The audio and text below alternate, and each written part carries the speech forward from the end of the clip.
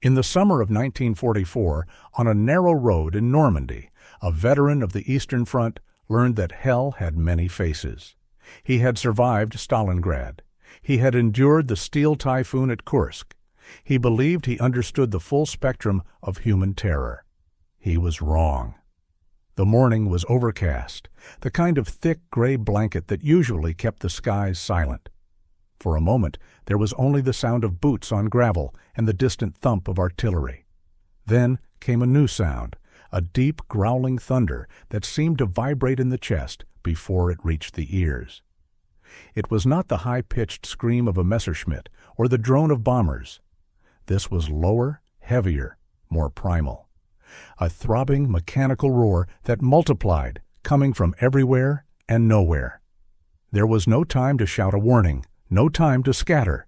The thunder broke through the clouds not as aircraft, but as avenging angels of pure noise and lead.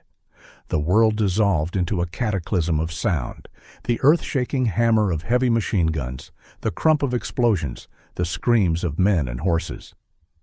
In less than 30 seconds, a column of veteran infantry ceased to exist, transformed into a smoking ruin of flesh and shattered equipment. And then, as suddenly as it arrived, the thunder pulled back into the sky, leaving behind a silence more terrifying than the attack itself. For the Germans who survived, this experience was not merely an attack, it was a psychological fracture. They had a word for fighter bombers, Jabo, but this one, this bringer of specific, personal annihilation, earned another name. They called it der Donnervogel, the Thunderbird, and its true name was the Republic P-47 Thunderbolt. This is not merely the story of an aircraft, it is the story of a transformation, of how a machine ridiculed as a laughingstock became the most feared weapon over the battlefields of Europe. It is a story of exile and genius, of failure and adaptation, of survival against impossible odds. It is the story of the men who built it, the men who flew it, and the men who trembled beneath it. This is the story of the Juggernaut. Our story begins not in victory, but in mockery. April 1943. The skies over Western Europe belonged to the Luftwaffe. Their pilots, veterans of countless kills, flying sleek, deadly machines like the Focke-Wulf 190, looked up at the new American arrivals and laughed. What they saw defied all logic of aerial combat. The P-47 was monstrous. It weighed nearly 10,000 pounds empty, twice the weight of its contemporaries. Its fuselage was so wide, pilots said it looked like a milk jug, giving it the nickname the Jug. Compared to the agile predators of the Luftwaffe, it appeared to be a fat, slow, flying barrel. German radio transmissions crackled with derision. "The Americans are flying barrels," it was said, a joke shared between wingmen. Even the American pilots themselves were horrified. Young men trained on nimble Spitfires found themselves strapped into this behemoth. In training dogfights, the P-47 lost consistently. Its turn rate was poor, its climb was mediocre. It seemed a death sentence, a plane built by committee, designed to fail. The man responsible for this monstrosity was an outsider. Alexander Kartveli, born in Tbilisi, Georgia, was an exile, a brilliant aeronautical mind who had fled the Russian Revolution, finding his way to Paris and finally to the Republic Aviation Corporation on Long Island. While other designers sought elegance, Kartveli sought endurance. While they built fencers, he built a brawler. He wrapped his entire design around the most powerful piston engine in the world, the Pratt & Whitney R2800 Double Wasp, an 18-cylinder radial beast producing over 2,000 horsepower. To make it breathe at the high altitudes where American bombers were dying, he engineered a revolutionary turbo supercharger system, a maze of ducts running the length of the fuselage. It was complex and heavy, but it gave the Jug power where other planes gasped for air. And then he armed it, not with 4 or 6 guns, but with 8 50-caliber Browning M2 machine guns, 4 in each wing. When they fired together, they could put 100 rounds per second into a target. It was firepower on a scale never before seen in a fighter. To the skeptics who asked how such a brute could survive, Kartveli reportedly smiled and said, "It will be a dinosaur, but a dinosaur with good proportions." The dinosaur's first steps into combat were clumsy. Early missions were marred by mechanical failures and confusion. Pilots trying to force the Jug into turning dogfights were chewed apart by more agile German fighters. The mockery seemed prophetic. The flying barrel was heading for disaster. But one man saw a different path. Colonel Hubert Hub Zemke, commander of the 56th Fighter Group, was a thinker. He had witnessed the Battle of Britain as an observer. He saw that fighting the enemy on his terms was suicide. He looked at the P-47 not for what it couldn't do, but for what only it could do. He gathered his demoralized pilots. "Forget everything," he told them. "We do not turn, we do not dance, we climb." He devised a new doctrine: boom and zoom. Use the Jug's massive engine and phenomenal high-altitude performance to climb above the enemy. Then dive from the sun with crushing speed, over 450 miles per hour, in a dive, unleash a devastating burst from those 8 guns, and use the momentum to climb back to safety before the enemy could react. It was not dogfighting. It was aerial ambush. It was blunt force trauma. Proving this theory fell to a young pilot who, by all accounts, should never have been there. Robert S. Johnson was a farm boy from Oklahoma with a dream of flying. His gunnery scores in training were so poor he technically failed to qualify. But he was determined. On June 26, 1943, over France, Johnson's flight was ambushed by Focke-Wulfs. In seconds, his P-47 was transformed into a flying sieve. 21 20mm cannon shells tore into his aircraft. His canopy shattered. Shrapnel sliced his face and leg. Fire erupted in the cockpit. Hydraulics failed.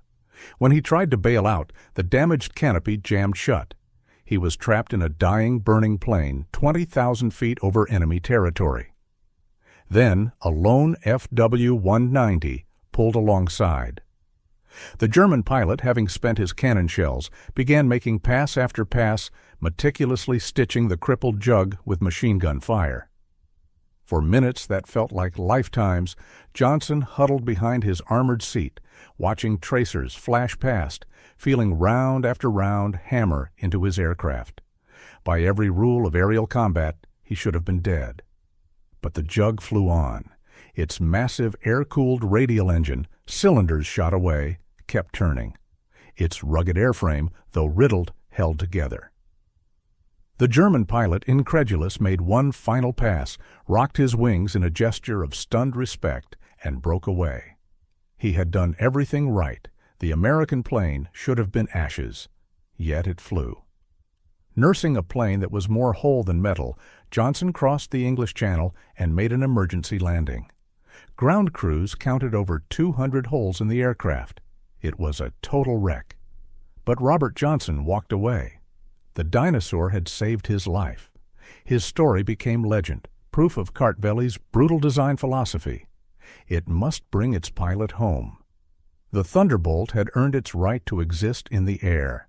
But its true destiny, the role that would cement its place in history and in the nightmares of the German army, was about to be discovered far from the high-altitude duels. It was about to come down to the ground. In early 1944, a maverick Texan pilot named Major Glenn E. Duncan of the 303rd Fighter Group had a heretical idea. What if they used the Jug not to hunt planes, but to destroy armies? The concept was anathema. The P-47 was a high-altitude, high-cost fighter. Taking it down to treetop level meant exposing it to every rifle, machine gun, and flak cannon on the ground. It was seen as suicidal, a waste of a precious resource. But Duncan saw what others missed. The very flaws that hindered the Jug in a dogfight made it perfect for ground attack. Its weight made it stable in a strafing dive.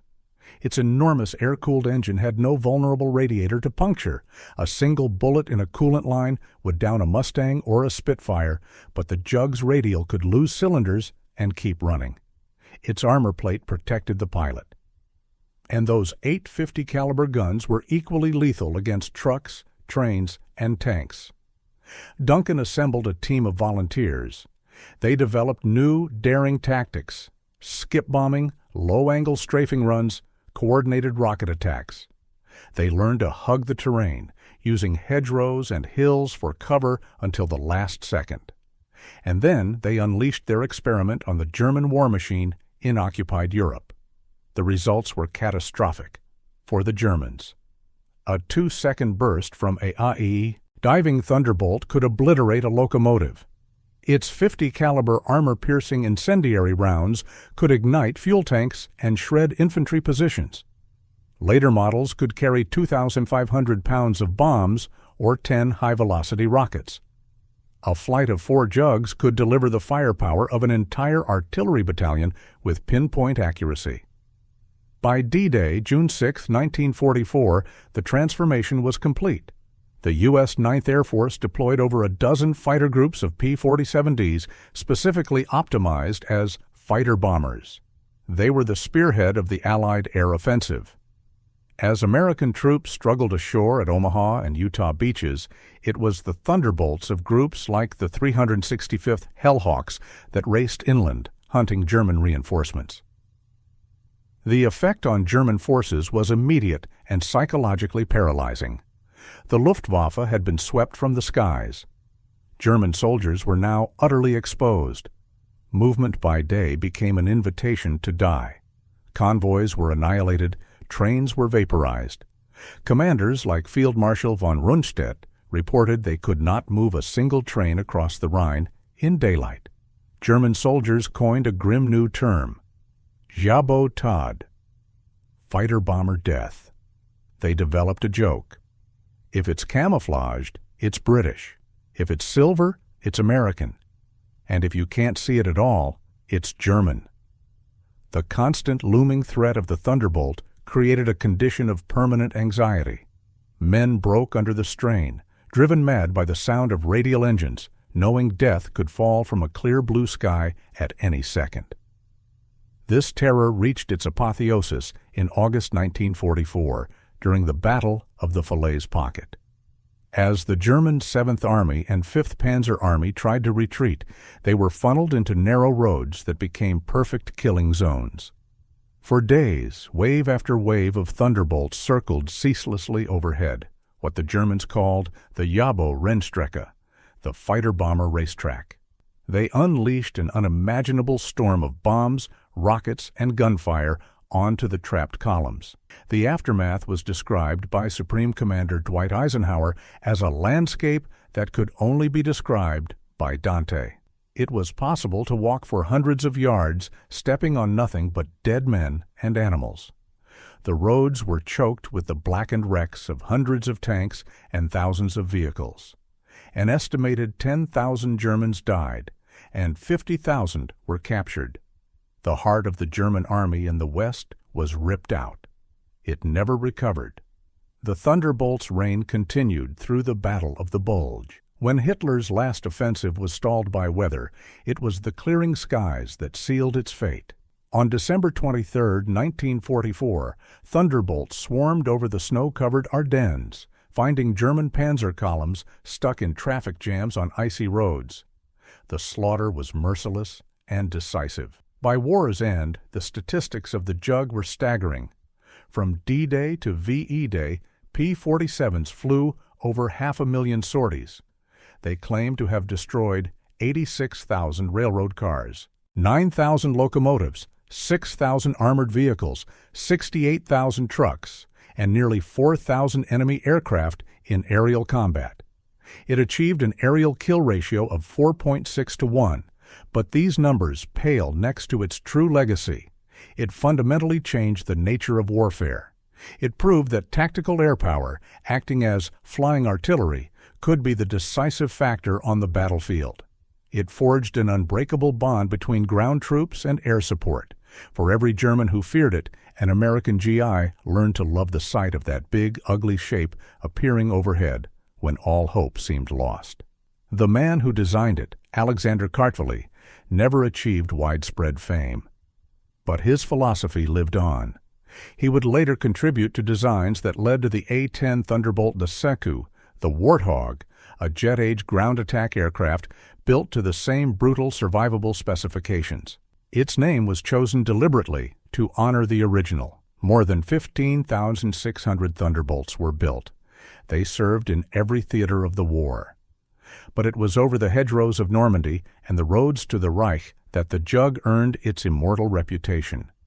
It was the machine that shouldn't have worked, forged by an exile, flown by young men who learned to fight on its own terms until the laughter of its enemies turned to ash, and then to dread, and finally to silence.